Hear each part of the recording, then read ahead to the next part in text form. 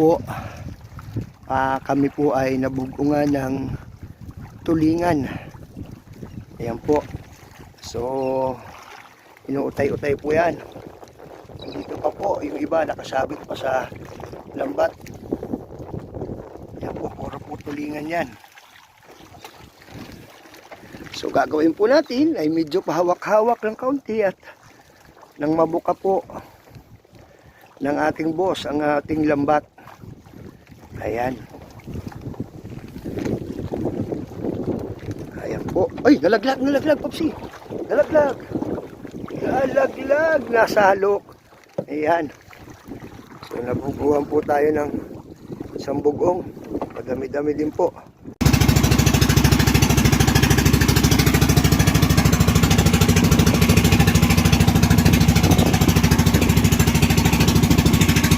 Yan po ang aming, ito po ang huli namin kagabi. Ito po ang huli namin ngayong umaga. Salamat kay Lord. Salamat po sa blessing.